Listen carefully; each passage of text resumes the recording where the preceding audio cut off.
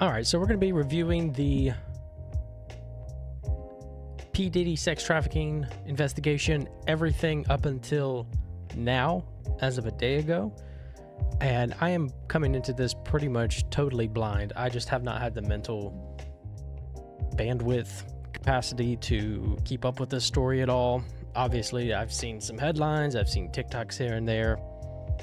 Unfortunately, what I've seen more than anything else is dumb motherfuckers being more upset that Meek Mill might have same-sex attraction than the fact that P. Diddy is a predator and a trafficker. I guess we'll maybe see a little bit of that. But video today is from Law&Crime Network. Their YouTube channel here. Give them a follow. They got good true crime content. Let's get into it. The singer, whose latest album is called Love, is getting a lot of hate right now. This after federal authorities have raided 2 properties linked to him, one on each coast. Sean Combs appears to be part of an investigation into a sex trafficking operation. And of course, this comes as he faces multiple lawsuits that accuse him of assault and abuse, and he denies it all. We're bringing you the latest details to drop in connection with Diddy and the massive investigation. Welcome to Sidebar, presented by Law&Crime. I'm Jesse Weber. So we have been focusing very heavily on the Sean Diddy Combs story. I mean, what's interesting about this is we actually were focusing on it, 3-4 weeks ago. I did a very big sidebar on it where I broke down all of the latest lawsuits facing the rapper, the mogul, the reported billionaire.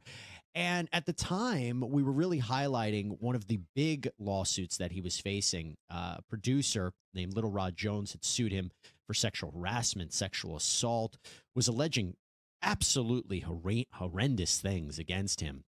And this is on the heels of other lawsuits. Remember, Cassie Ventura had filed a lawsuit against him. She settled the day after, but she accused him of rape and human trafficking. I mean, the worst stuff you can imagine. And then all of a sudden you fast forward, and this week you see Diddy's name throughout the whole news. Why? Because federal agents raided properties that were connected to the rapper this past Monday. And it was reported that this is all in connection to an ongoing sex trafficking investigation. Now, to be clear, it has not been 100% confirmed by authorities if Combs is a target or subject of the investigation. Certain outlets are reporting that Combs is the target. The only other stuff I've seen about this is stuff that Candace Owens has talked about regarding it, and her whole thing is just like crazy conspiracy theories that basically go into like anti-Semitic cabal type theories, and I don't know. There's just the likelihood of it actually going that deep is very low. Like, what do I mean by that?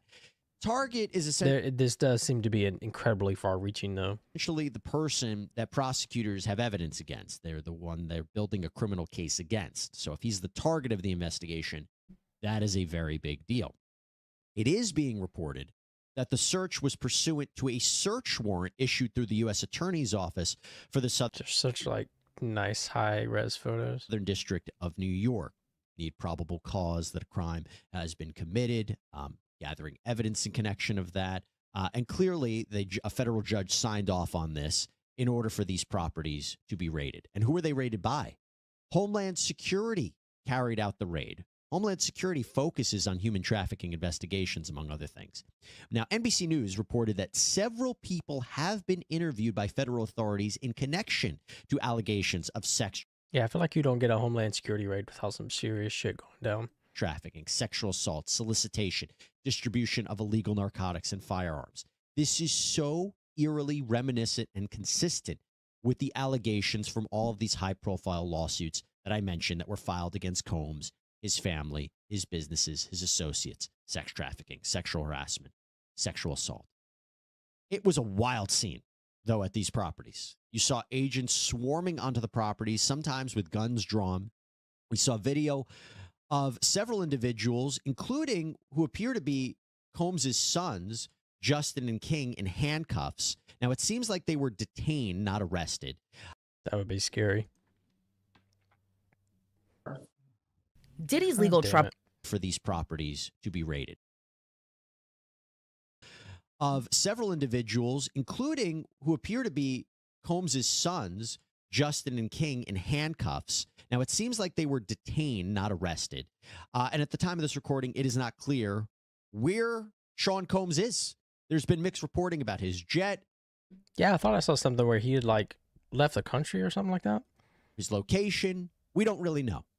But what we do know is that at the time of this recording, neither he nor anyone else has been arrested or charged or indicted in connection with this operation. There are some updates, though, and those updates are what we want to talk about.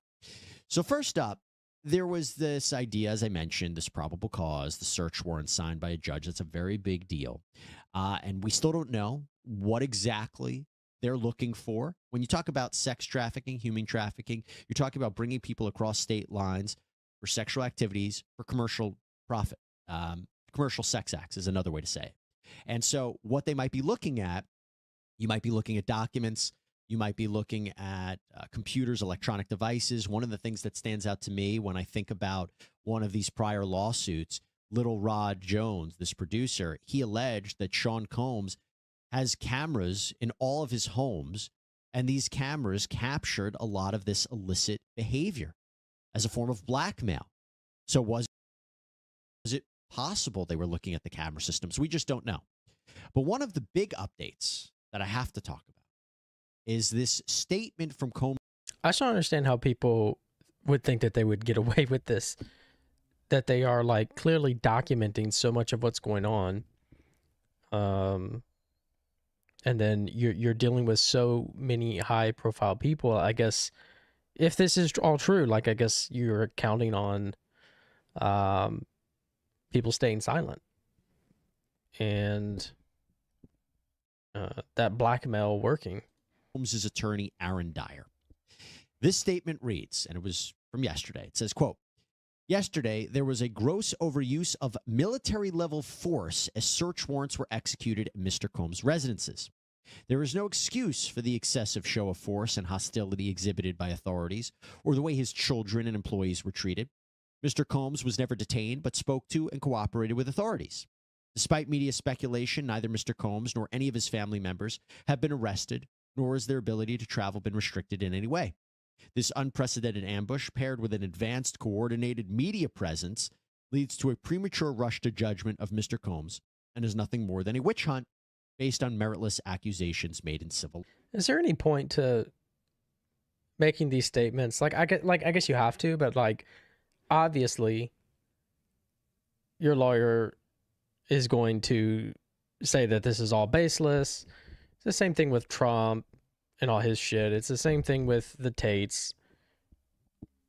With any legal issue, of course, they're going to throw out some boilerplate shit. Like, yeah, we get it. Lawsuits. There has been no finding of criminal or civil liability with any of these allegations. Mr. Combs is innocent and will continue to fight every single day to clear his name. A lot of things to break down from this one. Number one, yes, he hasn't currently been charged with anything. The civil cases, one settled, the other ones are still ongoing, so he has not been found liable. That is all true. That could change. Is it premature to call this a witch hunt? Possibly. One of the things that I've noted is that you could say it's unique that indictments, arrests have not come in conjunction with a massive raid like this. Sometimes, usually they do, but other times they don't. You need to build a case. And you hear this idea about perhaps that federal authorities have spoken with a number of individuals that might have given them probable cause to then go for the search warrant to find more information. We've interviewed Tracy Walder, former FBI CIA agent, who said that you go onto these properties, this raid, one of the things you needed to do was to actually retain evidence, make sure it's not destroyed. Perhaps authorities were tipped off that evidence was about to be destroyed. Not clear. But the idea of this military level force I thought was so interesting because we have to remember, again, going back to the lawsuits, again, these are lawsuits, these are allegations, different standard. We're not talking about a criminal case. But when we talk about that, And we look at the allegations in these lawsuits. There has been allegations of firearms possession, that Diddy forced his associates to carry weapons for him. There was a shooting that was referenced, 2 shootings. Let me rephrase, 2 shootings were referenced in that little. Yeah, some of the like, just like violent crime stuff that went on, and then like him having allegedly like this fixer who would make stuff go away. Definitely some fishy stuff around that. Little Rod Jones lawsuit where Diddy engaged in this or allegedly engaged in this and then had people cover up for him. So with those thoughts in mind, and you're looking at how big these properties are, it is not surprising that you see this level of force. Authorities don't know what they're going into, and they have to detain people, bring them outside, not only for their safety, but for the safety of the people they detained as well as they're going into these properties. So the level of military force, you could argue, was justified. I mentioned that these electronics were seized. We don't know what the contents of them are. We don't know exactly what they're looking for, but that digital footprint, as we've covered in a number of cases, can be. Yeah, I mean, it seems like, they're coming in hot, but I mean, it seems like they didn't hurt anybody. No kind of like excessive use of force or anything like that. But I mean, you got to come in hot. You got to get everybody in handcuffs and chill while you're doing your thing. Be quite substantial. And ABC has reported that agents seized who is she? I'm just, just curious. Number of electronic devices. Now, there's another update we want to talk about. I mentioned how there's been no arrests or indictments. Yes, in connection with the sex trafficking investigation. However, there was an arrest of a man named Brendan Paul, someone who is alleged to be Combs' drug mule, alleged that he supplied him with these. That is the face of a drug mule if I've ever seen one. Jesus Christ. Substances. This is, I believe, an allegation in the Little Rod Jones lawsuit. Well, he was arrested for cocaine and marijuana possession out in Florida, I believe at the airport. He has been bailed out. Just a little interesting detail about that. Now, his attorney, Brian Bieber, issued a statement to CNN. The statement says, quote, "We do not plan on trying this case in the media. All issues will be dealt with in court." Interesting. Also want to talk about the arrests here. So, again, there's been no arrests, but there could have been false speculation. There could have been rumors that Diddy's sons, Justin and King, were arrested. They were handcuffed outside of the LA property during the raid. No indication that they were arrested. TMZ actually reported that they came back to the home to move things out. When we first saw the images of this, I was reminded that his son, one of his sons, was implicated in wrongdoing in a lot of these illicit acts by Little Rod Jones in that lawsuit. That one of his sons was involved in a shooting at a music studio, that his son was present during a party where minor underage women were present. So when I first saw the images of them in handcuffs, you could make the mental leap that they were possibly arrested, but that is not the case. They were just detained. Now, I also want to highlight something that was a little disturbing. So when this happened, this raid happened, apparently some guy shows up outside of the raid in LA, claims to be Diddy's neighbor, tells reporters that he was noticing some shady things going down with Diddy, said he saw some wild things at night. It was reported on, it was amplified, it was circulated around. Turns out that may not even be true, that he may not even be a neighbor. I have to highlight this when we're talking about Well, that's not surprising. All kinds of weirdos could be showing up. high-profile person like Diddy, okay? Rumors, speculation, misinformation is going to happen. And we have to be careful of that. We have to be mindful of that. And in a legal point of view, when you talk about Diddy and his cases, one of the things he has said. So it seems like, to listen to Candace Owens tell it, she thinks that this is all part of like a extensive blackmail ring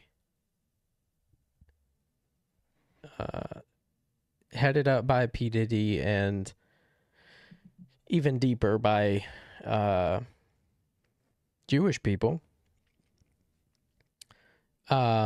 basically to control culture and to destroy black culture. But I think once you look into it right now, it's just like some very credible allegations of trafficking and I mean, there, you know, there definitely is probably could be some blackmail going on. But to me, I mean, that's just like fully falls within normal like industry shit. Not that that's normal, but like, you know, like I own you. There's no like attempt here to like engineer culture in some way. Said in the past about all of these lawsuits is that it's a chain reaction. One person comes out, another person comes out, another person comes out. It's a money grab. They're making things up. That could very well be true, but it could also be that they're telling the truth. So we have to always keep a mindful eye about people's motivations and why they're going to be coming out during this time. Let's always remember that. And talking about that, let's talk about the celebrity reaction. So there are some celebrities who have made comments about this raid, including Cassie Ventura, whose lawsuit really blew open the whole thing for the public. She accused Combs, as I said, for years of abuse, assault, rape, trafficking. The events she described in her lawsuit were horrific. And one day after she filed it, Combs settled. Those details were confidential. But Douglas Wigdor, who represents Ms. Ventura, as well as a Jane Doe that filed claims against Combs, said in a statement, quote, "We will always support law enforcement when it seeks to prosecute those that have violated the law. Hopefully this is the beginning of a process that will hold Mr. Combs responsible for his depraved conduct." Even when you settle a case, those individuals could still cooperate with law enforcement. And I got the impression that after the Ventura settlement, it was never absolving Combs of wrongdoing. So let's be clear of that. There are others who have had beef with Sean Combs in the past. He has a long...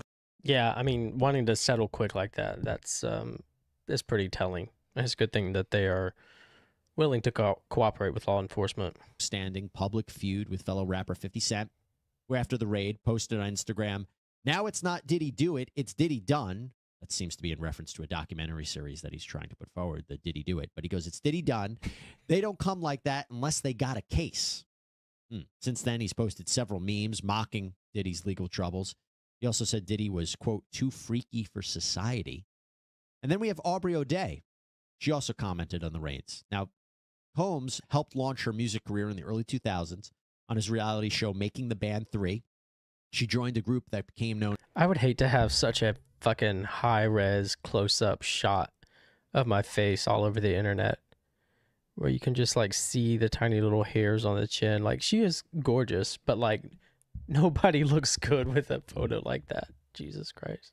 ...known as Danity Kane. But in later seasons of the show, O'Day was dismissed from the group, with Combs saying, quote, "She wasn't the same person he signed. That fame had changed her."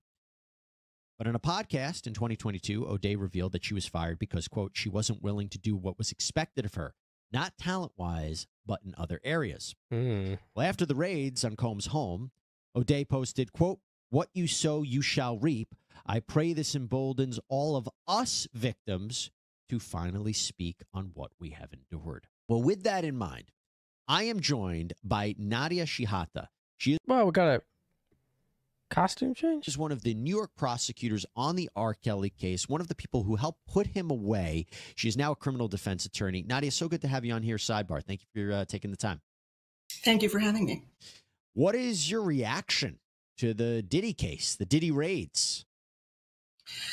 Well, I think it's a significant development in the case. Obviously, he's presumed innocent. No charges have been filed against him. But when you take a step like executing search warrants so publicly at two different locations, it means you have amassed significant evidence. You've got probable cause to believe a crime has been committed, which is the same standard for arrest. So it's significant. Now, obviously, as a federal prosecutor, you want to make sure you have proof beyond a reasonable doubt when you charge a case. So they're continuing to investigate, but it's certainly a significant step. I am starting to believe, at first I was saying maybe it's surprising that they didn't have arrests in conjunction with the raid or an indictment in conjunction with the raid. And then I started thinking, well, They obviously had probable cause. Perhaps they were speaking with people, but they needed more evidence on those properties. Perhaps before there was an allegation, maybe before it was destroyed, they want to preserve it. They want to get that evidence. They might be issuing subpoenas to people. I think that now I'm wondering if we may not see potential criminal charges for a while, because it also might have to be submitted to a grand jury too, right? So we shouldn't expect perhaps charges against Diddy maybe for a little bit. Absolutely. Look, if they're and with something big like this, like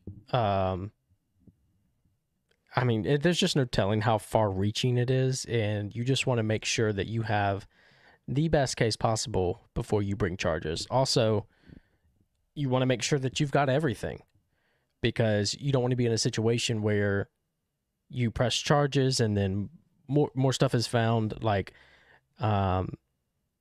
this is just going to be very far-reaching, and I mean, it's going to be similar to like the Andrew and Tristan Tate case, where there's probably just a lot of stuff to sift through, a lot of stuff to make sure that they have. And so you don't want to rush to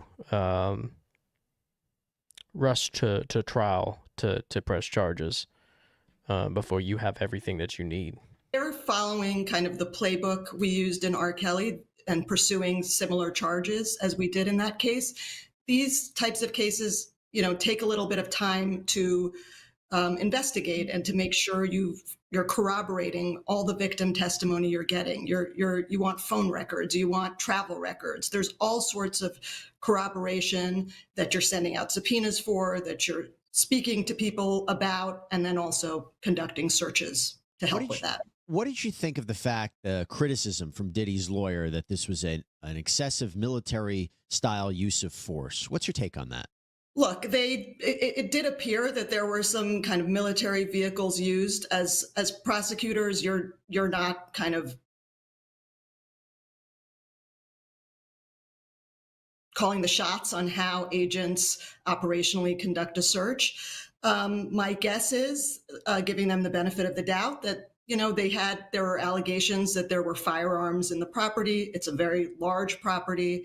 Yeah, I mean, you never know like what could go down with this. Like, you show up with any show of force at all, and you could immediately be looking at a standoff. And so I think just to show up with overwhelming force, to be like, don't even try anything. I think that honestly makes everyone more safe than showing up with a small force, And Diddy likely had security with firearms, so they have to secure the location and they have to ensure the safety of everyone conducting the search. So, sometimes they err on the side of using as much firepower as possible in those circumstances. Yeah, especially given the allegations and the lawsuits, which makes me wonder, do you think the lawsuits are what precipitated this? Do you think the people who are accusing Diddy of wrongdoing are the ones who might be cooperating witnesses and what set this ball rolling? I think it's very possible that the public filing of that first lawsuit came to the attention of federal agents and prosecutors and may have sparked this. And then obviously the follow-on lawsuits, once that first lawsuit was public, have only added to the allegations. And as a prosecutor, you might start with the people who have made allegations publicly in a lawsuit, but I don't think they're going to stop there by any means. That's just the beginning. And then you're investigating, you're talking to more people. Other victims may be coming forward who have not been public at all now that they're seeing that this is a serious investigation. So it's a starting point. We don't know what they found in the house, and I'm going to ask you about what you think they might be looking for. But for example, if there was an allegation, hey, Diddy has guns all over the place, and then you go to the properties and there are firearms all over the place, that kind of corroborates what they're being told, and that could be useful for prosecutors in trying to establish a case and establishing what they're being told is real. But what do you think they're looking for specifically if they are moving forward in a sex trafficking investigation? They're looking for anything that is corroborating information that has been given to them by live witnesses and victims. So, I mean, it's been reported they were looking for electronic devices. Sure, they're going to be looking for videos potentially of sexual activity engaged in with complaining victims, but they're also going to be looking for communications, particularly if they are pursuing potential RICO charges. I think they're going to be looking particularly for communications between Diddy and his inner circle, his inner network of people that may have helped or facilitated or enabled him to commit potential criminal activity. Now, the reason I was so excited to talk to you about this is because you were part of a very infamous prosecution of a very infamous individual. Do you see similarities between the Combs case? Let me rephrase. Combs hasn't been charged, but do you see similarities if we're talking about potential sex trafficking charges? You know what the allegations are right now against Mr. Combs. Do you see similarities between him and R. Kelly? Look, every case is different, obviously, but there do appear to be some similarities based on the public allegations that have been made. For example, the allegations about forcing individuals to have sex with others for the pleasure of Diddy in this circumstance. There were similar allegations with R. Kelly, and that he recorded that activity. So it's a pretty striking similarity in that sense. But also the level of influence and power, right? I mean, a big part of it when I'm reading the lawsuits is just, you surround yourself with this team. You have tremendous wealth, access. It just seems the Diddy case seems so much more far reaching than R. Kelly, but yeah. This lifestyle, it was eerily reminiscent of what we were hearing from Kelly, right? Absolutely. I mean, when you reach a certain level of fame and you've got a group of people around you that are literally there to help you with whatever whim you have, legal or illegal, and are getting paid to do so, and are, more than happy to turn a blind eye to whatever else may be going on. That's a very big similarity. Again, these are just allegations at this point against Mr. Combs, but yes. And yeah, he hasn't been criminally charged. So when his lawyer says there's been no criminal liability, no civil liability, he's exactly right. Those lawsuits are still pending. The lawsuit with Cassie Ventura was settled. At the time of this recording, Sean Combs has not been. It seems like he is going to go down criminally for something. To what extent, how much they're able to find, don't know yet, but I feel like they're going to find enough of something to do something with him. Whether it's years of prison or fines, I don't know, but it does seem like he's going to go down for something. Criminally charged in any way. Want to make that clear. But I always thought it was interesting when you think about how the Kelly criminal prosecution began, how it started. It wasn't, would you say it was from the documentary that was released that kind of got the ball rolling? Because again, you wonder, what is the thing that gets going? With Harvey Weinstein, it was that New York Times article. With R. Kelly, it was a really damaging documentary. Maybe that was what you could say started the ball rolling. Here with Combs, maybe it was these lawsuits. I find it so interesting, the similarities with what begins a criminal investigation. Yeah, look, in R. Kelly, there's no doubt that the documentary and the public airing of allegations certainly came to the attention of law enforcement, and we began looking into it. But again, in all of these cases, that's just the starting point. To bring a federal criminal prosecution, you really have to amass credible evidence that you can prove the case beyond a reasonable doubt. But the public airing of such information against well-known people, that does get investigations started. There's no doubt about that. What was it like prosecuting R. Kelly? We tried to, as best we could, approach it as we would any other important case that we prosecuted. Obviously, there was a lot of media attention to it, and R. Kelly fans. I would say the biggest thing that could have potentially affected the case was a lot of our victims received a lot of harassment on social media and so forth. And that takes a toll on people and certainly makes them hesitant to want to move forward with a case. When you were first prosecuting him, did you see a lot of people coming to R. Kelly's defense? Because at this time, I don't know if I'm seeing that so much with Diddy. Actually, what we're seeing is a lot of videos coming out from years ago that are looked at in a different context. I think honestly, the big difference here is one, I think we're a little further along in, I guess, the Me Too era, but also I think the fact that a lot of allegations are have to do with same-sex essay with homosexuality.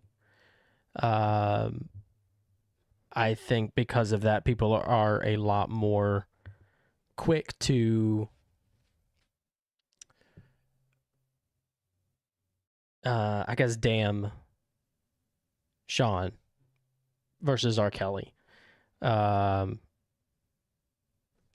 sad fact of the matter is I think that people are much more disgusted by two men being together than they are by a grown man being with a underage girl. That just seems to be one of the big differences there in people quick to condemn P. Diddy versus R. Kelly.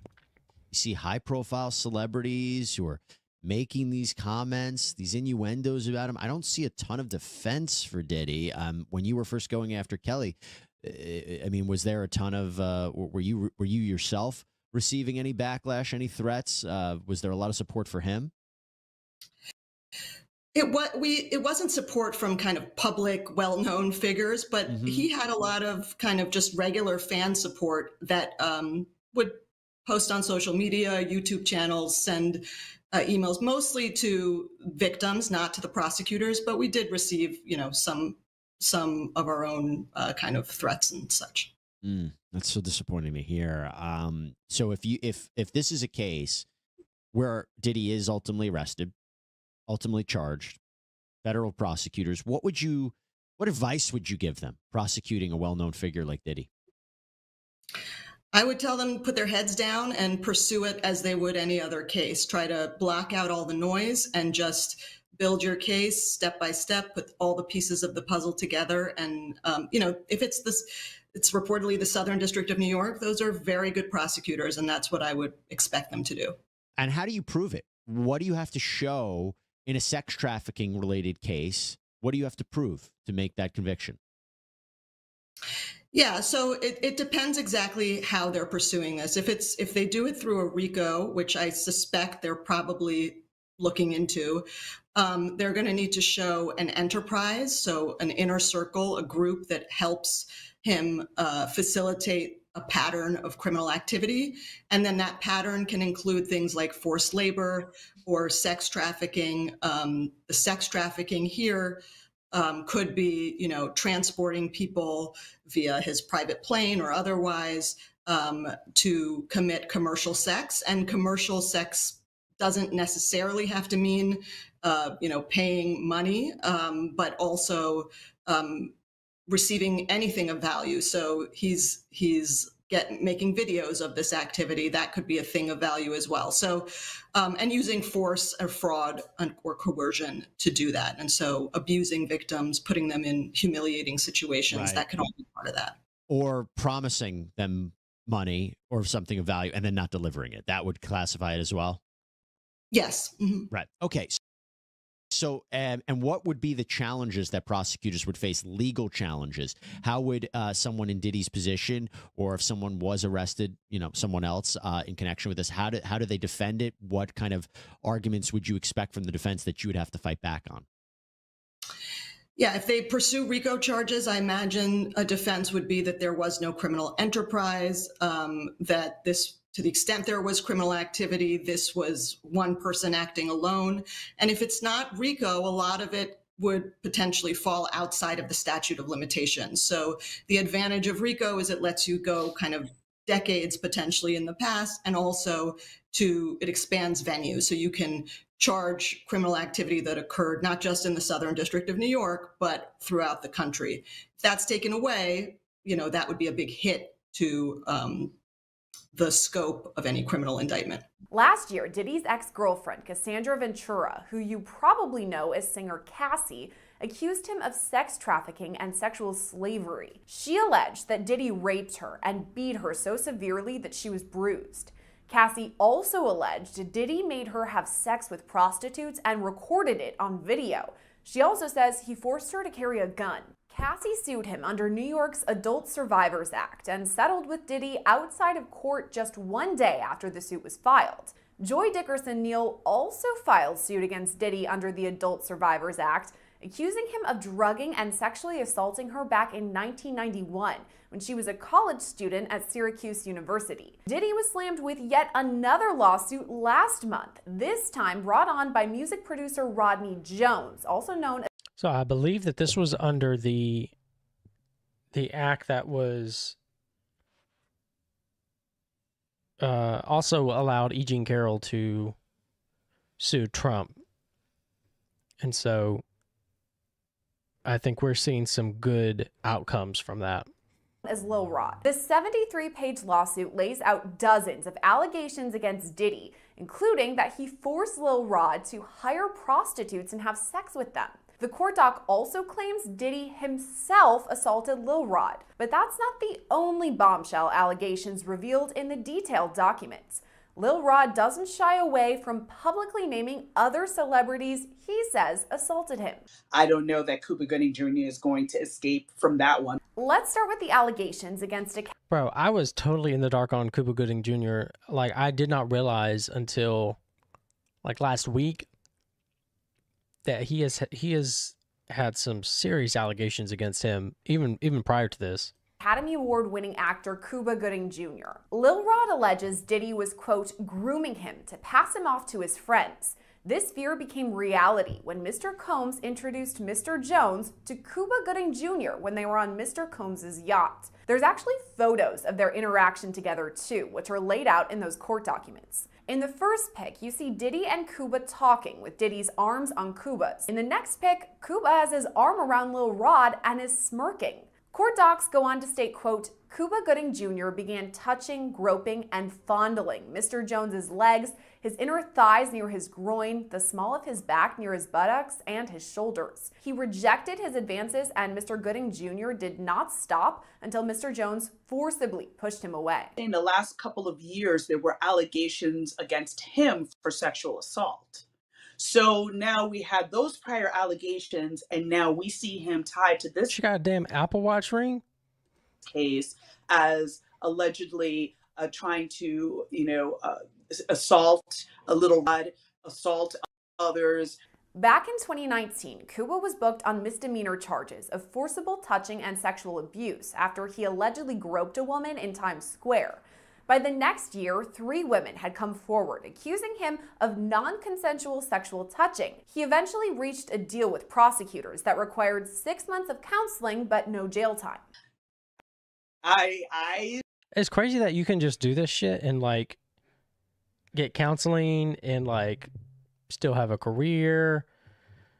Getting the feeling where there's smoke, there's fire, right? Because now we have 2 different... This cake looks disgusting. What the fuck? Looks like this sign here has been, like, in a smoking-only section for 10 years. What the fuck is this? Instances where you're accused of the same type of behavior, years apart, I think there's something there. And I don't know that Cuba Gooding Jr. is going to escape from that one, because he already saw definitely people moving away from him within Hollywood circles and other circles once those first sexual assault allegations came out. So at this point, I don't think he's going to get away with it a second time. Is it possible that he could face charges based on these allegations that were brought forward by Lil Rod? It is possible as well. Again, we've got the statute of limitations issue to deal with. So depending on the time frame of when this happened is, again, the Adult Survivors Act, which was the vehicle where many of these lawsuits came out, many of these civil suits came out, there was a finite amount of time for those suits to be filed. The time frame is going to be very, very important. What witnesses come forward, because again, this may not be a situation where may be at play.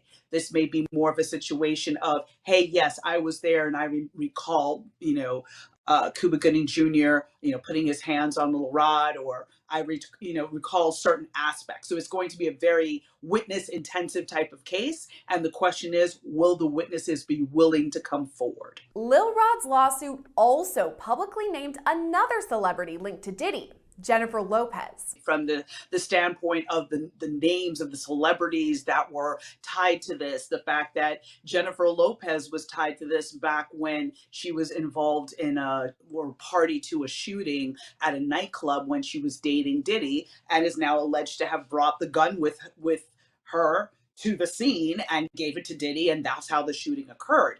Lil Rod's team brings up J-Lo when establishing Diddy's history, writing his, quote, RICO enterprise has existed for at least 20 years, dating back to the 1999 nightclub shooting in NYC, when Mr. Combs required his then-girlfriend Jennifer Lopez to transport his illegal firearm into the NYC nightclub. The court docs allege Diddy forced his then-artist Shine to assume responsibility for the shooting of several individuals. All this happened back on December 27, 1999, when a fight broke out at a nightclub. Diddy, J-Lo, and rapper Shine were all there, and according to former rapper Mark Curry, Diddy paid Shine $1 million to take the fall for the shooting and serve a 10-year prison sentence. Damn. Lil Rod's lawsuit now... 10 years is a long time. I would probably want a little more than $1 million. I would want like, I would want like a steady income for life for that, but I would do it. I would do it. I would take a 10-year stretch for that. Now suggests it was J-Lo who brought the gun. The fact that she's named as somebody who was carrying a weapon, could that be incriminating for Jennifer Lopez? It can be, but with a huge caveat, right? If I'm not mistaken, that shooting did not result in a death. I know that somebody was harmed, but I don't believe anyone was killed. Because of that, you had the statute of limitations to deal with, which is basically a prolonged amount of a certain amount of time that a prosecutor has to be able to bring charges against someone. And it varies from state to state. But the one thing is consistent is that there is no statute of limitations on murder. So if P. Diddy had actually killed this person, or the person died as a result of their injuries, now J-Lo could be brought into the mix as a co-defendant because of the fact that the person has passed away. But if the person is alive, and maybe they had serious injuries or whatever the case may be, statute of limitations would run, and it is highly likely at the... Again, with these like 4K photos. Damn. At least she's got nice teeth. You see like nose hair. That's crazy. This juncture that statute of limitations have expired, therefore she does not have any criminal liability. But the reputational damage might be a different story, because now she's branding herself as something very different than who she was back then. Back then, she was very much, I'm Jenny from the block. She was, dating a variety of hip hop artists. She was very much in that world. Now she's married to Ben Affleck. She's trying to, portray herself in a different manner. So now her past is going to come back to haunt her. And we don't know what that's going to mean for her future in terms of movie deals, music deals, or anything like that. So I think for her, it might be more reputational damage than criminal liability. Pearson says it's possible Jennifer Lopez could file some sort of defamation suit, but it's not likely. She could. I don't think she did anything wrong. I mean, hold a gun for your boyfriend, whatever. But at the end of the day, when it comes to defamation and those types of cases, truth is an absolute defense. So if he has some sort of receipts to basically prove that, hey, I was right there, I saw her the same way in the filings, you saw a number of different screenshots and pictures that he submitted to support the different points that he was making. If he has some pictures to substantiate that she was carrying the gun, it's going to be very hard for her to say in good conscience in a court of law that, this wasn't true. He's made this up. And now as a result, I've lost, money. I've lost opportunities and things like that. There's going to be too much evidence out there connecting her to this that is going to be very hard for a jury to come back and say, yeah, he's making all of this up.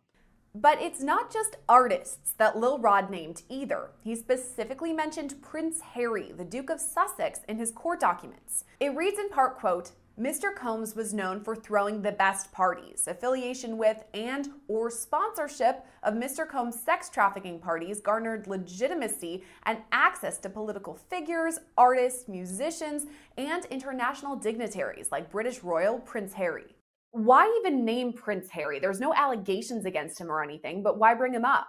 I think it may have been a move to bring more credibility to the filing and say that, basically he being Diddy, was using his fame, fortune, and influence to insulate himself. So he was able to legitimize some of the activities he was doing by having these lavish parties, bringing all these A-list celebrities, but somewhere in a back room or somewhere in another wing, horrible things were happening. So the fact that Prince Harry was there does not necessarily mean he was participating. Damn, he looks so young there.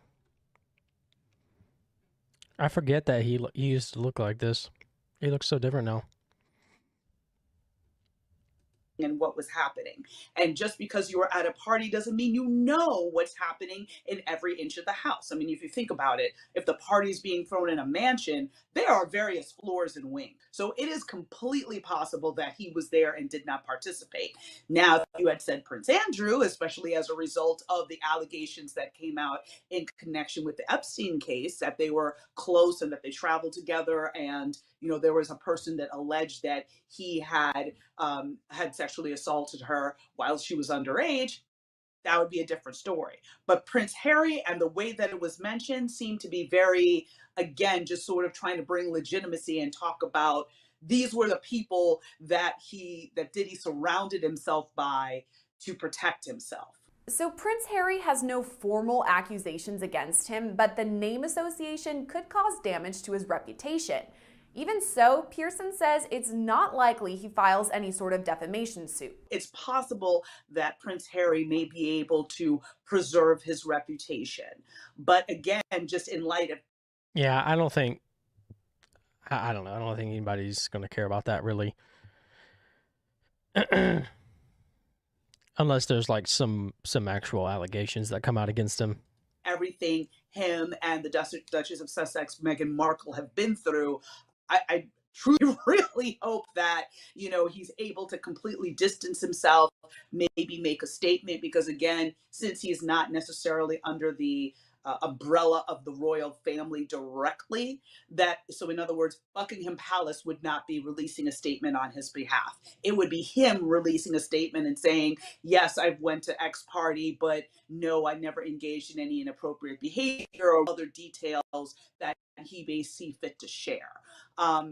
So that's going to be, we're going to have to wait and see on that one. But again, since it was such a minuscule mention in the greater context of this filing, he may be okay. Pearson compares Prince Harry's association with that of President Bill Clinton, who'd been seen with Jeffrey Epstein before his arrest. And there didn't seem to be much said around him actually engaging in activities, more that he was present at the parties. So I don't recall seeing a lot of fallout on the part of President Clinton from that association. Speaking of Epstein, Lil Rod's court docs draw a parallel between... I don't know who this motherfucker is, but he looks guilty as hell. Between Diddy's alleged crimes and Jeffrey Epstein's.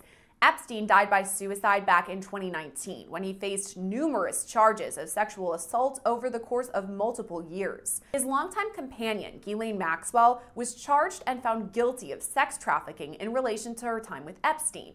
She's currently serving out a lengthy prison sentence. Lil Rod compares Diddy's chief of staff, Christina Cahorum, to Ghislaine Maxwell, saying she ordered sex workers and prostitutes for Mr. Combs and ordered and distributed ecstasy, cocaine, GHB, ketamine, marijuana, and mushrooms to Mr. Combs and his celebrity guests who were present on his rented yacht and in his homes in LA, NYC, and Miami. None of these cases, when you have these high-profile people that have been using people over years, none of these cases happen without a handler.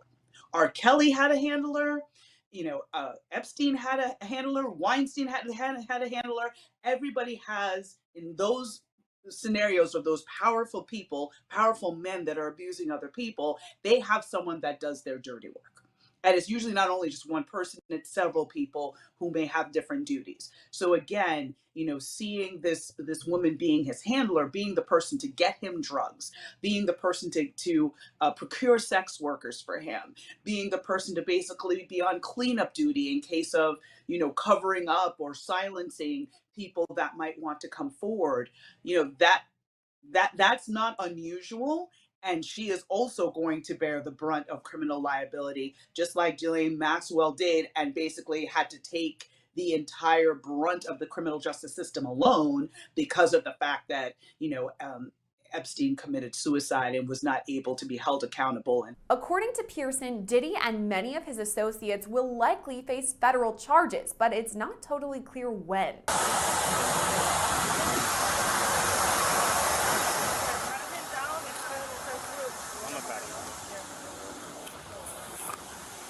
Brand new video just released shows the arrest of P. Diddy's alleged drug mule, who was taken into custody while trying to board the rapper's private jet.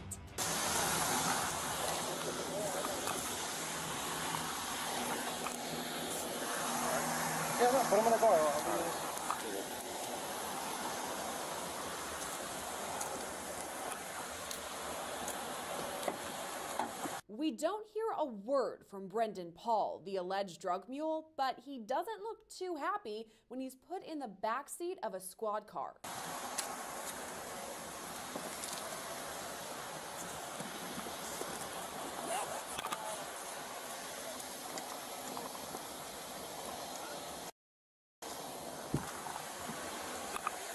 Wow, this is really big. This is really big because you're thinking about this huge mogul. Like everyone knows who Puffy is. I don't know. It's just not what I would expect P. Diddy's drug mule to look like. I don't know what I would expect, but I don't know. I expect him to be a little more well-dressed. Who Diddy is, who Puff Daddy is, who Sean Combs is. No matter what his name, you know who he is. Here's everything we know so far about that alleged drug mule. Okay, he looks a little better here. Brendan Paul and the P. Diddy case so far. The question that I will have, and I'm curious to see what will happen, is that whether they're going to use those charges against Brendan to try to flip him, to try to get him to cooperate against any type of prosecution against Puffy or others. In this specific lawsuit, Lil Rod lists more than 10 plaintiffs, but includes additional names, like that of Brendan Paul, who's listed as Diddy's mule, who allegedly, quote, acquires and distributes Mr. Combs' drugs and guns. On Monday, Paul was reportedly arrested at the airport in Miami while trying to board Diddy's private jet. Florida officers were working with Homeland Security and Customs. He just looks like a rich trust fund kid. When they found drugs in his bag. He probably is. That's probably where he gets connections for the best kinds of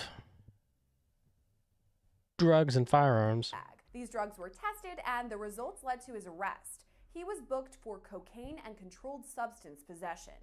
So far, Brendan has only been arrested for possession of a controlled substance, and this is for the narcotics that they recovered, I believe, in one of his bags that was on the airplane where he was stopped in the airport, Miami airport, on Monday. So they haven't linked that to Puffy at all. As of now, it's just for the simple possession, which is still a felony. The question that I will have, and I'm curious to see what will happen, is that whether they're going to use those charges against Brendan to try to flip him, to try to get him to cooperate against any type of prosecution against Puffy or others. All of this means Brendan Paul is facing felonies. I think we can bury the nicknames by now. In Florida, and could even face more charges in the future. I mean, a felony, you can still do jail time. So it's still a serious matter. It's still a serious charge because you can do jail time having to deal with felony possession of narcotics. But just because he just got charged with those 2 counts, it doesn't mean that in the future he's not going to be charged with several other counts. It all depends where this investigation leads. But again, if I were Puffy, if I were anyone that were associated with Brendan Paul, I would be nervous because it's possible that he can cooperate in order to avoid any jail time and actually sing on other people. You talked about him flipping or working with prosecutors, investigators, and giving more details. What would all of that look like behind the scenes? Ooh, well, it's something that we're not supposed to know about, but given that I used to be a prosecutor for 16 years, when it comes to cooperating, well, number one, he has to be willing to cooperate. And that's going to be a conversation between the prosecutors and his attorneys will talk to Brendan to see whether that's an avenue they want to take. I mean, personally, depending on how much exposure he has in terms of jail or how much exposure he has about pending other charges that can come about this entire investigation, it may be a question where he's like, it's not worth it for him to cooperate because he'll be scared of any backlash. He'll be scared of being blacklisted in the industry, and he'll just be scared in general that he'll be known as a person that cooperated against Puffy. But this is a conversation that he needs to have with his attorney, and also for the prosecutors to determine whether they're even. I mean, the right thing for him to do here would be to snitch, but I would be concerned about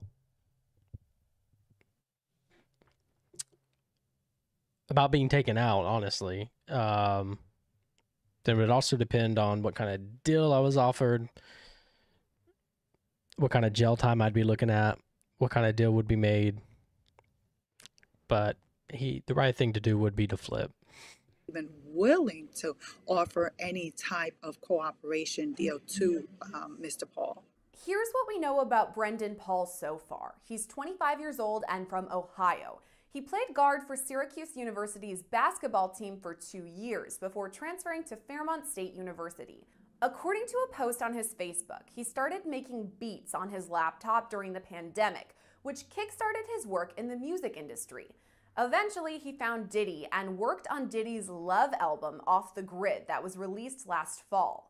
Since his arrest a few days ago, Paul has been released on $2,500 bail. The rest of what we know about Paul comes from Lil Rod's February lawsuit that described him as a direct report of Diddy's chief of staff. That's Christina Quorum, who's also listed as a plaintiff in the lawsuit. As this so-called direct report, Paul would allegedly, quote, be responsible for ensuring payment for sex workers in cash. He also allegedly, quote, directly committed and perpetrated violations of Chapter 77 by aiding, abetting, and inducing the sex trafficking venture and sex trafficking of Plaintiff Jones. So Plaintiff Jones is Lil Rod, who alleges Diddy sexually assaulted him and forced him to have sex with prostitutes. Lil Rod's lawsuit goes on to state that Diddy's associates, including Brendan Paul, would allegedly recruit, entice, coerce, harbor, transport, obtain, and provide Mr. Jones, as well as others, into commercial sex acts through means of force, threats of force, fraud,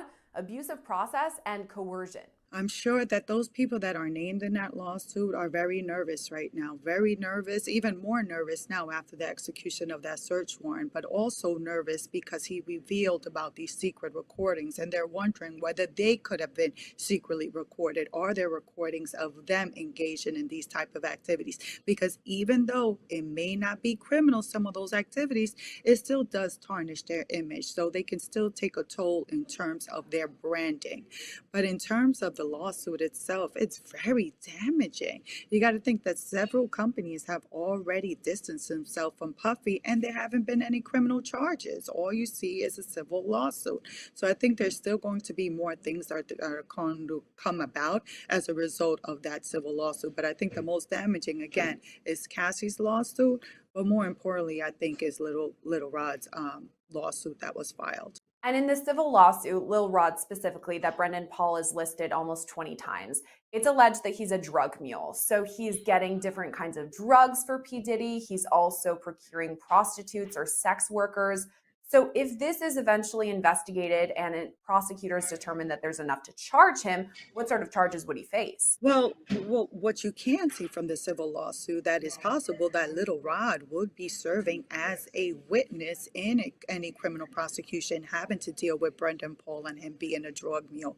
And where you're talking about him being a drug mule, he is facing significant jail time. First off, anything over a day or 2 days or even a month for someone who's never been arrested is significant jail time. But I see Little Rod being one of the main witnesses if Brendan Paul were to be arrested for drug trafficking, because he's saying that he has direct knowledge and photographs that he can authenticate of Brendan Paul being in possession of narcotics in these parties or these gatherings that Puffy was having. To be very clear, Brendan Paul doesn't face those criminal charges, only the controlled substance charges out of Florida. So we have his specific charges that he's facing for possession of these controlled substances. Are the investigators in that case then working with the federal investigators about this ongoing investigation into P. Diddy? Well, more than likely that the federal investigators, of course, are going to get the documents and anything related to this arrest because they want to see if they're able to connect this to their bigger investigation. Again, we keep on saying that the investigation is into Puffy. We don't have direct knowledge that it is. Of course, that will make an emphasis because his homes were searched, but we believe that what they're wanting to do is do further investigation with law enforcement, the Florida case, to see if there's a way that they can tie his arrest to Puffy. But as of now, there has been no link between his arrest on Monday and to Puffy. Other people listed in the lawsuits or who are close with Diddy haven't been arrested or charged either, but it's possible they could face future charges. We've talked a lot about Diddy's associates because there are several people who are listed in multiple of these lawsuits. He's known to have friends who are with him a lot, almost like an entourage. If I'm one of those people right now and I know that there has been a search warrant executed, that Brendan Paul has been arrested, what sort of steps should I be taking or what is running through my mind? Girl, what they need to do is get an attorney immediately, and not just any attorney, but a criminal defense attorney with trial experience to know how to manage an investigation, how to manage what the next steps would be, how to manage to try to be proactive in trying to avoid charges being brought against their client or to try to minimize their exposure. But I think they should be preparing that there may be called in at least for questioning or to be interviewed by law enforcement. So they should be preparing for that. Is it possible that we could also hear from other associates who knew Diddy very well and have seen some of these interactions? Absolutely. You got to think with law enforcement, the U.S. Attorney's Office, even with the District Attorney's Office, that they can issue subpoenas. And issuing subpoenas to these people will require them to appear either before a grand jury or before a court to appear to be interviewed. That doesn't mean that they will appear. It doesn't mean that when they do appear, they'll be giving information, but at least that they will be required to appear. So what would be interesting is whether, if there's a grand jury presentation, is whether any of these individuals will be required to appear before the grand jury to give any type of testimony. But again, the most important part of what they should do is to get a defense attorney to be able to guide them through this process, because you don't want to give conflicted information to a U.S. Attorney's Office or to law enforcement and later on be prosecuted for giving that misinformation. But without any current charges, Diddy is free to do what he pleases, and that includes leaving the country. When Diddy's Los Angeles and Miami homes were raided by Homeland Security this week, the singer's attorney released a statement saying, quote, "We will always support law enforcement when it seeks to prosecute those that have violated the law. Hopefully, this is the beginning of a process that will hold Mr. Combs responsible for his depraved conduct." It wasn't the only instance a former girlfriend of Diddy's came forward alleging instances of abuse. Diddy's ex-girlfriend Gina Hunn said in a 2019 interview with controversial blogger Tasha K that Diddy allegedly stomped on her stomach and punched her in the head during one incident. Hun reportedly dated Diddy when he and Cassie were on and off. In the interview, she said she pleaded with Diddy to stop hitting her and said she couldn't breathe after he stomped on her stomach. Just like Cassie, she alleges Diddy was mentally, emotionally, and physically abusive during their time together, and claimed Diddy would compare she and Cassie, saying Hun is the bad one and Cassie is the good one. Hun did not take legal action against Diddy. However, her interview resurfaced around the web when Cassie filed her lawsuit against Diddy. And after this week's raid, previous celebrity interviews are also resurfacing and revealing more about Diddy's alleged conduct. In 2016, singer Usher, who had previously lived... Crazy how you can all have all these prior interviews, and it's like, I didn't know about any of these. It's like, what? Why did nothing come of these? Why did nobody ask more questions? With Diddy when he was a teenager, told radio personality Howard Stern very curious things took place at Diddy's so-called Puffy Flavor camp. Usher, who was around 13 at the time, had moved to New York City and lived with Diddy, who was going by Puff Daddy, for a year. The idea to live with Diddy came from L.A. Reid, who was Usher's manager. Usher said he went to live with Diddy for a chance to see the lifestyle and referred to the time period as a wild and crazy time in the 90s. And in a 2004 interview with Rolling Stone, Usher was quoted as saying, "Puff introduced me to a totally different set of stuff. Sex specifically. Sex is so hot in the industry. There was always girls around. You'd open a door and see somebody doing it or several people in a room having an orgy. You never know what's going to happen." But in 2016, when Stern asked whether Puffy's place was filled with chicks and orgying nonstop, Usher responded, "Not really. It was curious, and he got a chance to see things, but didn't know if he could indulge and understand what he was even looking at." Usher said very curious things took place there that he didn't necessarily understand. As for if it would be a place Usher would consider sending his children to, this is what he had to say. 14 years old. You're a dad now. Would you ever send your kid to Puffy camp? Hell no. Meanwhile, a member of a girl group previously founded and managed by Diddy also spoke out after Diddy's homes were raided by federal agents. On Monday, Aubrey O'Day, who is a part of the group Danity Kane, shared a statement about Combs after the raid saying, quote, "What you sow, you shall reap." In December 2022, O'Day said she was fired from Danity Kane in 2008 because she wasn't willing to do what was expected of her, not talent-wise, but in other areas. She said she wasn't the only girl that was in those types of positions. This past September, Diddy announced his plans to reassign publishing rights to select Bad Boy Records artists, including O'Day's group Danity Kane. But O'Day claimed Diddy's deal came with strings attached, those strings being non-disclosure agreements, also known as NDAs, that the artist had to sign. O'Day said the NDA agreement included the artist would not disparage Puff, Bad Boy, Janice Combs, Diddy's mother, Justin Combs Music, EMI Publishing, or Sony ever in public. And despite Diddy presenting the music group Danity Kane with their publishing rights, O'Day said that... I mean, that's like probably typical NDA, but that doesn't keep them from... being able to talk about illegal shit that happened. Like, people think that NDAs just like are rock solid. You sign it and, you know, you're scot-free, but like it would not hold up in court to if you start talking about illegal shit that they're doing. That doesn't equal more money for the group, saying the deal would only bring her less than $1,000 in royalties. Another former artist of Diddy also reacted to this week's raid of Diddy's homes. Rapper Mace called the raid big payback and said it was amazing it happened on the anniversary of Life After Death, which was the last album posthumously released by Diddy's best friend, Notorious B.I.G. Mace and Diddy have a long and embattled history. Mace was previously signed to Bad Boy Records in the 90s and the early 2000s. He gave his publishing rights to Diddy for $20,000. When he attempted to get his catalog back years later, he publicly slammed Diddy when the mogul turned down Mace's offer to buy back his publishing for $2 million.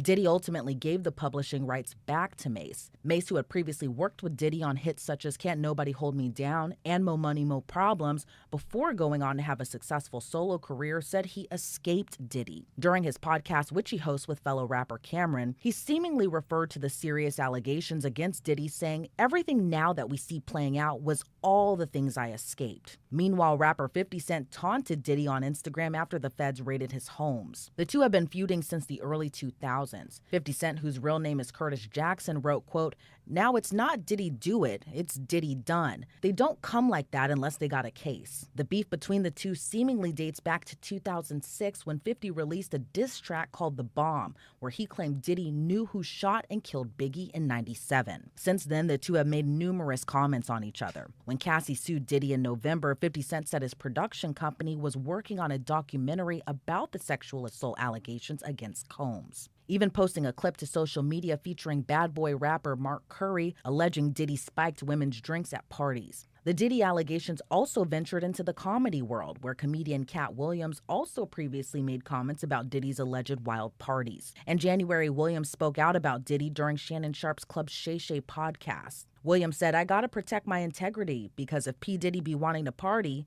and you gotta tell him no." And just weeks prior to the raid, music producer Rodney Jones Jr., also known as Lil Rod, filed a $30 million lawsuit against Diddy, alleging sexual harassment and threatening him for more than a year. According to the suit, Jones claims he was subjected to possible drugging and rape, ritual humiliation, and being cheated out of more than $50,000 for work on Diddy's album. The suit also names actor Cuba Gooding Jr. Jones believes Diddy was grooming him in an attempt to pass him off to Gooding, leaving the two alone in a studio on Diddy's yacht, where Gooding is alleged to have groped and fondled Jones when the two were left alone. Diddy has denied Jones's allegations against him. It's not the first time Diddy Love, aka P. Diddy, aka Puff Daddy, aka Puffy, has had a brush with the law. The rapper and mega producer has been embroiled in legal controversy going back more than 30 years. In 1991, Combs helped promote a celebrity basketball game in concert at City College of New York. The gym reportedly had a capacity of a little more than 2,700 people. However, nearly 5,000 people showed up, and security couldn't control the crowd. When organizers closed the door and stopped letting attendees inside, people broke through the gym doors, rushing into the lobby, causing a stampede. 9 people were crushed to death at the bottom of the staircase, and more than 20 I did not know about that. others were injured. Then New York City Mayor David Dinkins' administration published a more than 60-page report citing Combs for hiring inadequate and inexperienced security. Combs settled a slew of lawsuits from family members of attendees who died and finalized the last lawsuit in 2000. And for hip-hop and rap fans, it's hard to imagine, but at one point, Diddy, known then as Puffy, and Suge Knight were once friends, but that relationship soured, even turning violent. The animosity between Puffy and Suge started when Suge's friend and security guard Jake Robles was shot and killed outside an Atlanta nightclub after an argument with someone from Puffy's bad boy entourage. Entourage members with Puff's and Suge Knight's camp were celebrating Jermaine Dupri's birthday when an argument broke out between Bad Boy and Death Row Records' entourage. An Atlanta PD officer told the LA Times police escorted Puffy and his guests outside to leave the club and thought the coast was clear, allowing Knight and his entourage to leave. The officer who was working security for the party said all of a sudden Puffy's men came around the corner with a gun. The officer/security guard told the Times by the time he got back to the front of the club, Suge's security guard had been shot multiple times. Robles died weeks later. Combs denied his involvement in the shooting, but Suge Knight reportedly held him responsible for it. 3 years later, in 1998, Combs and 2 other men attacked rapper Nas's manager, Steve Stout. According to Rolling Stone magazine, the attack happened after Stout sent MTV a version of Combs and Nas's Hate Me Now, which contained a scene showing Combs as Jesus Christ being crucified. Combs reportedly wanted the crucifixion scene deleted and was furious it played on air. Stout says Combs and 2 other men barged into his New York office and attacked him with a champagne bottle. He said he was left with a broken arm and jaw. Combs denied any bones were broken. He would later tell MTV, quote, "I basically went to his office, and what happened in his office I can't really speak about, but I can say this. The way I handled myself in his office was completely wrong, and I've apologized to Steve about that, and I felt like I just disappointed myself." That's one way to put it.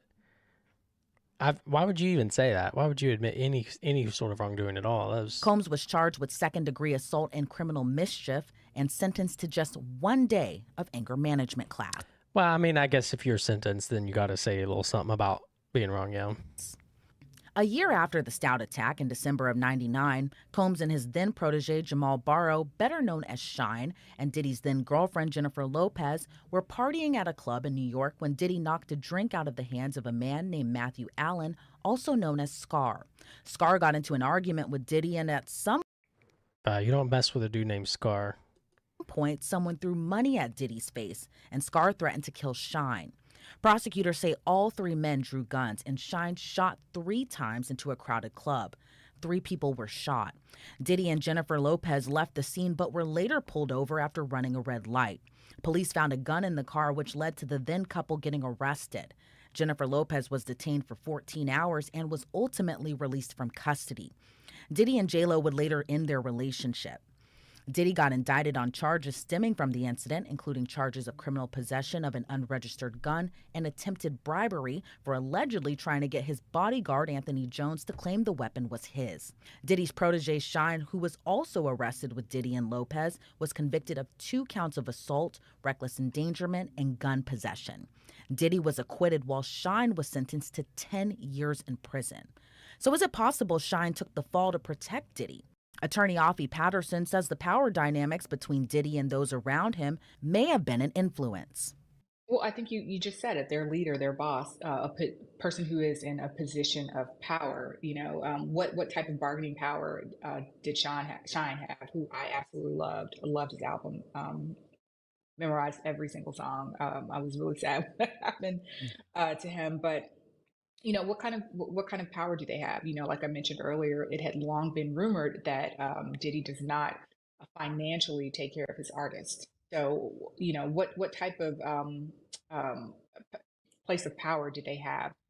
By example, if we look at J-Lo, she was pretty early on in her musical career. This was 99, 2000. What power did she have, at that point? So, and I think actually that was an opportunity for her to get out of the situation because from what I recall, after that whole nightclub situation, the relationship was severed professionally and personally. And I think that more than anything, this was just an opportunity for her to get out of something that maybe she couldn't have gotten out of so easily before. Diddy's legal trouble and controversies didn't end there. In 2013, Diddy was allegedly involved in an altercation with rapper J. Cole during the 2013 MTV Music Video Awards after party. Multiple sources told Complex Magazine Diddy was visibly intoxicated when he approached rapper Kendrick Lamar about his rap verse on Big Sean's Control, where Lamar said he was the king of New York. Combs reportedly tried to pour a drink on Lamar before J. Cole stepped in and they got into a fight. Both J. Cole and Diddy denied a fight even took place. But J. Cole later rapped on his 2021 song, Let Go My Hand, "My scrap was with Puff Daddy, who would have thought?" The next year in 2014, Diddy and Drake allegedly got in. And now they're beefing. I think it's all friendly banter, but J. Cole stood up for his boy Kendrick. Into a physical dispute when Combs allegedly punched Drake over the rights to the beat that would later become Drake's 0 to 100.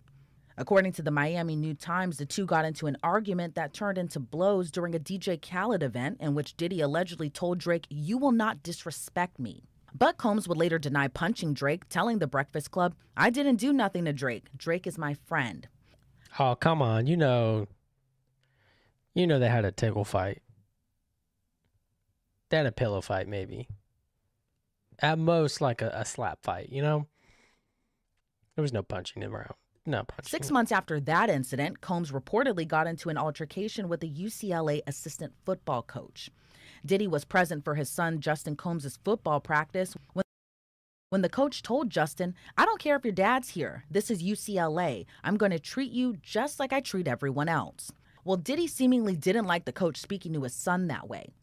Diddy and Justin reportedly went to the coach's office after practice. An argument broke out between Diddy and the coach. Diddy was arrested for allegedly swinging a kettlebell at the assistant coach and Jesus charged with Christ. assault with a deadly weapon. But Diddy's reps claimed he was acting in self-defense. Ultimately, prosecutors reduced Diddy's charges to a misdemeanor. In 2017, That's too many coincidences and self-defense. That only holds up for so long. former chef of Diddy's alleged she was regularly made to prepare and serve food to Diddy and his guests while they were engaged in sexual acts.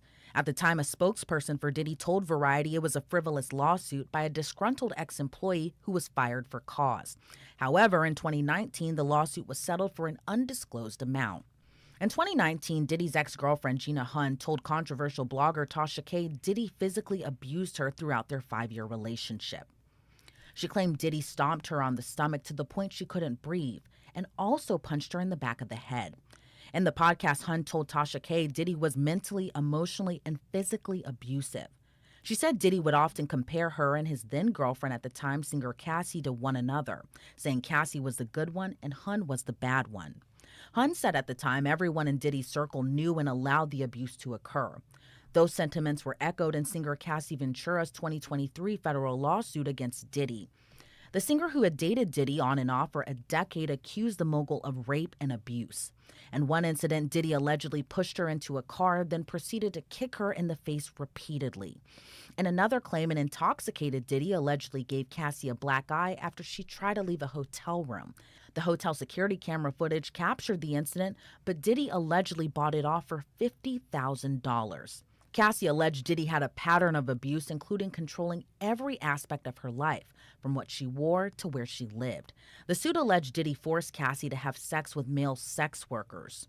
And Diddy allegedly supplied Cassie with different drugs, including ecstasy and ketamine. The suit stated the drug abuse was so bad, Cassie suffered from memory loss. And when she went to the doctor's office, her MRI results were not sent to her, but obtained by Diddy instead. The suit was ultimately settled a day after it was filed for an undisclosed amount. I wasn't surprised that he settled. I think he looked at the reaction from the public, and it was swift, and it was not pleasant for him. And I think he saw that it wasn't going to go away, so he settled. But again, I don't understand what advice he was getting. I'm sure it was some learned advice, but had it been me, I think I would have been like, "Sir, I don't think this looks good. Settle." But did Cassie's lawsuit peel back the curtain to reveal the writing was always on the wall for Diddy? Attorney Offie Patterson believes so. I don't think the allegations were as loud as they were, I believe, that day in November. I remember I was boarding a flight to London and I was reading Cassie Ventura's petition, and I was like, this is very loud. This is very explicit. I don't think the allegations had ever been that loud before. So I think people would always give him the benefit of the doubt because of his legacy in the community, because of what he's done. He had, of course, music, and then we know clothing, and then we know alcohol, and he had just a foothold in so many areas. So without some solid evidence, I think people always gave him the benefit of the doubt. And Cassie's suit wasn't the end of it.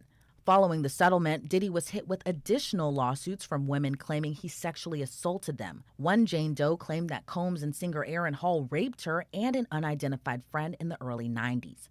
But a spokesperson for Diddy called the claims fabricated and a money grab.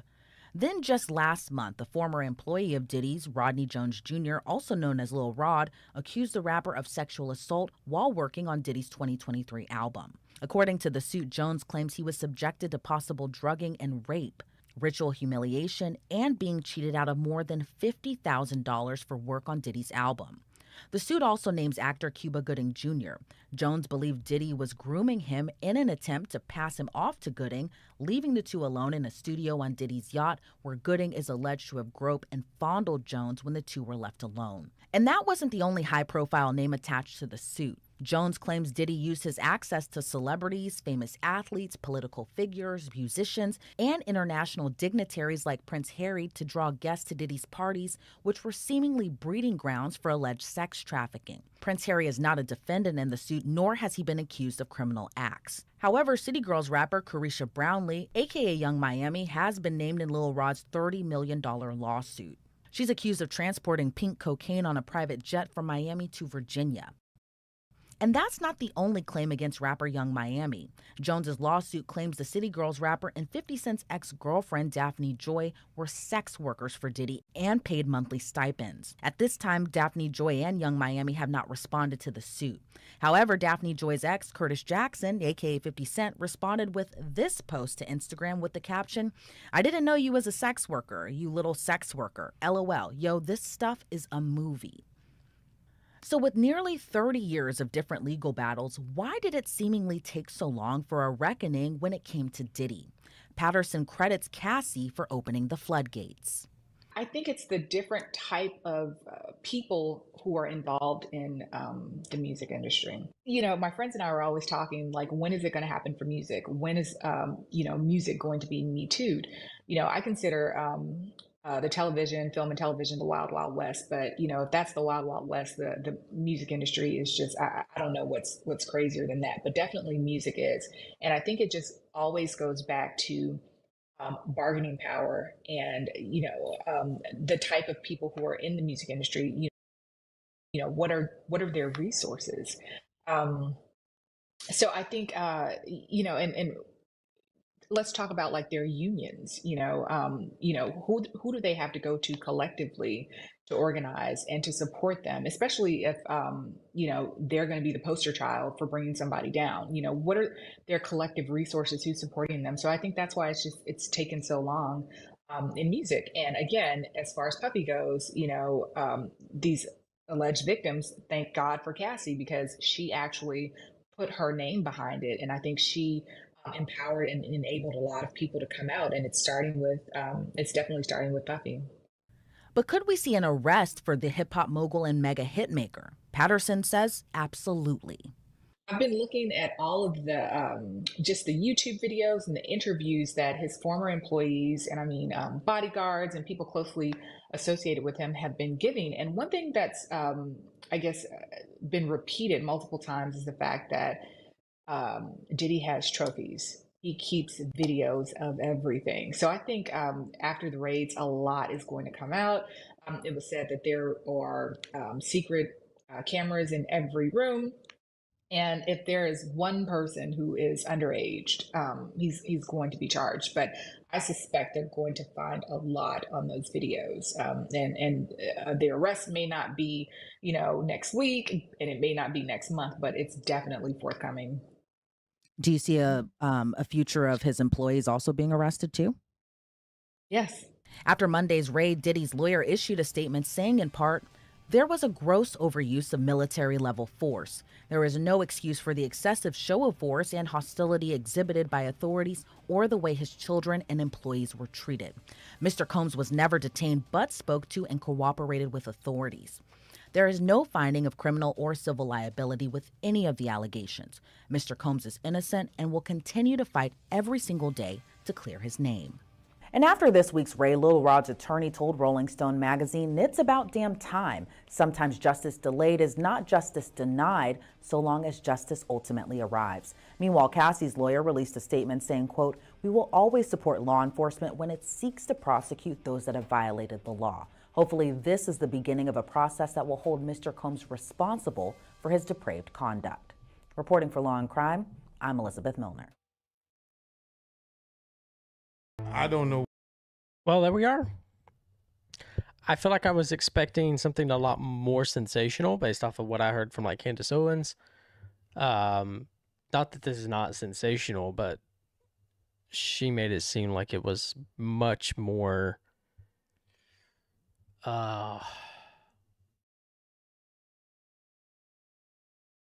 like a highly organized cabal intent on destroying and puppeteering Black culture and culture at large in general. But yeah, I mean, it's about time that this kind of behavior is stamped out of all culture, no matter where it is. So I'm glad it's happening. And I hope that the victims can find peace. I hope that people get over their fucking homophobia and start being more concerned with the sexual assault and trafficking and abuse and blackmail and whatnot. But yeah, very interesting. Well, that is all for tonight. Have a great night, everybody.